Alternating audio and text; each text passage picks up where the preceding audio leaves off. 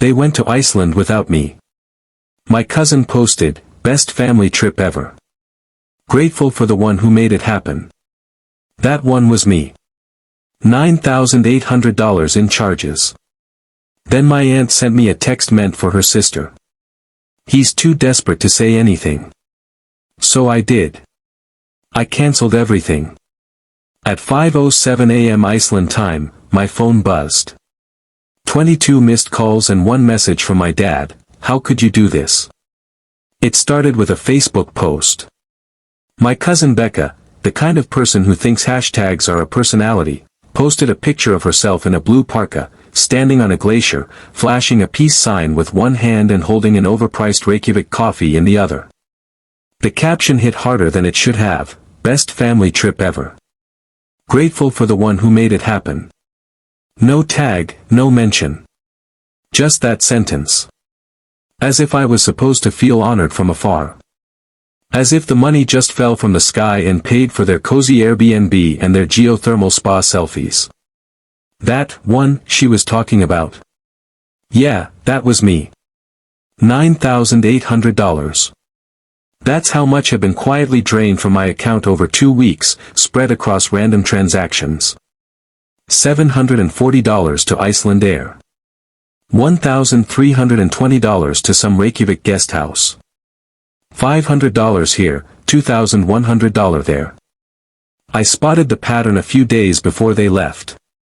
When I asked my Aunt Marlene, she played dumb. Claimed she had no idea how my card got used. And the worst part? I believed her. I didn't push. I've always had this weakness with family. I hate confrontation. They know that. Meanwhile, my parents, both aunts, Uncle Joe, Becca, her sister Kelsey, and even my little brother Jake all left for the trip. 9 people. 9 people on a vacation I hadn't even been invited to. I only found out when my boss forwarded me a vacation request I hadn't submitted. I work in payroll, I know how to track a charge. They just didn't think I'd do it. But the thing that flipped the switch wasn't the post. It was a text. That night, while I was staring at my bank app, Aunt Marlene sent me a message meant for her sister. It said, "He's too desperate to say anything." That was it. No apology, no excuse. Just reducing me to some pathetic wallet with a face. And maybe I had been, until that moment. So I did what they never expected. I called the bank. Reported every transaction. Filed a fraud report. Blocked anything still pending. I had the bank reach out to Iceland Air, the guest house, the car rental, the spa. Every booking under my name, cancelled. At 5:07 a.m. Iceland time, my phone lit up. 22 missed calls. My dad 7 times. Aunt Marlene 5. Becca 4. Mom twice. Unknown Iceland numbers I later realized were the guest house. And then the message from my dad, "How could you do this?" Not what happened, not can we talk, just blame. Like I'd ruined their vacation. I didn't reply. I turned off my phone, made toast, and waited. By the time I checked again that night, the trip was falling apart. The moment the guest house cancellation went through, the code to their rental stopped working. They came back from sightseeing and couldn't even open the door. SUV rental. Gone. Tours. Cancelled. Blue Lagoon. They showed up in swimsuits and got turned away. The truth finally hit them when Aunt Marlene got the official email from my bank. She didn't deny it. She just forwarded it to the family group chat and said, "Well, I guess he finally grew a spine." I wasn't in the group chat. My brother Jake quietly forwarded it to me. No comment. Most of them flew home early, furious and humiliated. 2 days later, they showed up at my house. My parents, my aunts, Uncle Joe, Becca, even Jake. They pounded on the door until I opened it. At first, it was fake civil. My mom tried guilt, "Why didn't I talk to them first?" Aunt Marlene accused me of ruining a once-in-a-lifetime trip. Uncle Joe said I'd humiliated the family. My dad just stood there, arms crossed, waiting for an apology. They stayed 6 hours. 6. I offered nothing. At one point, Becca tried to guilt me with photos. Jake stayed quiet. Finally, Marlene said it, "We think you should reimburse us for what you ruined." Something in me snapped. I asked her if she wanted the full list of what they stole, or just the dollar amount. That ended it. I threatened to call the police, and they finally left. But as my dad walked out, he turned back. "You think you're punishing us? This will only make things worse for you." He wasn't lying. 3 days later, Jake texted me, "They're planning to come back." And they did.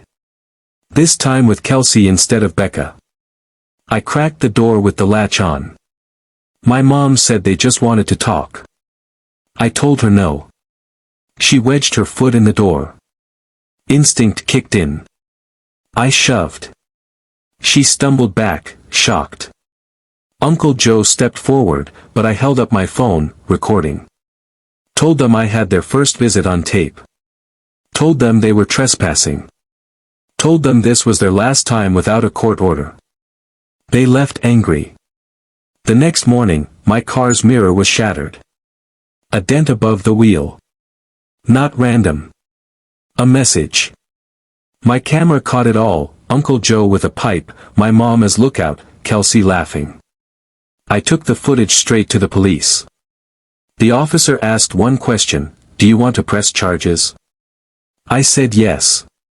2 days later, the footage leaked online. A subreddit titled "Family from Hell Destroys Son's Car After Iceland Fraud." It exploded. People tagged Becca and Kelsey, spammed Marlene's Facebook, tanked Uncle Joe's business reviews. They weren't just mad anymore. They were humiliated. They showed up again, this time screaming from my yard. My mom crying, Marlene sobbing about being internet monsters, my dad threatening to sue. I didn't open the door. I dialed 911 loud enough for them to hear. They scattered before the cops came. That night, Jake showed up. Said he'd been staying away from them. Then he told me something worse. They hadn't just stolen money. They'd hacked into my travel points, 190,000 miles, years of saving. Gone. Used for upgrades and tours. He gave me screenshots. Proof. The subreddit went viral. YouTubers picked it up. News blogs emailed me. I stayed quiet, but the fire spread. Jake stayed with me. For the first time, I had an ally. Weeks later, my mom called from a blocked number. Calm. Too calm. Said they wanted peace. Jake overheard the truth, they were planning a trap. They wanted me to admit it wasn't fraud, just spite. If they got that on tape, they could flip the case. So I set a trap of my own. I met them at a coffee shop, lawyer approved to record. Marlene and my dad offered me $3,000 if I dropped everything. Then Marlene said the magic words, "We all know you canceled everything just to punish us. You didn't really think it was fraud." Right into the mic. That was the nail. 2 weeks later, charges were filed. Fraud, property damage, conspiracy. Then the IRS got involved. Uncle Joe hadn't reported income. Marlene had used a fake charity name for discounts. The trip wasn't just theft, it was part of a bigger scam. Investigators asked for everything, screenshots, recordings, Jake's USB. By then, the family was imploding. Becca deleted Instagram. Joe shut his business. Marlene ghosted. My parents? Silent. Jake moved into his own place. Told me he was proud of me.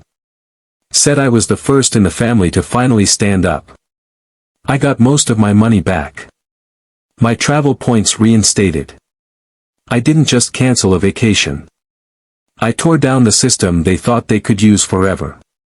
For the first time, I wasn't apologizing at the family table. I wasn't even at the table. I built my own, and locked the door. Months passed. Things calmed down. Then a wedding invitation showed up. Becca, in Iceland again. Inside was a card. This celebration is made possible by the generosity of our beloved cousin, Alex. My name. Listed as the sponsor. RSVP already filled out. Airline voucher enclosed. Jake got the same invite, minus the sponsor lie. He said they were spinning it like we'd all made up. His idea? He'd go. With a hidden mic wait for Becca's speech, the inevitable, thank you to Alex, then stand and tell the truth, calm, clear, undeniable. Record it all. Post it. They thought this wedding would bury the past. Instead, it's going to be the final nail.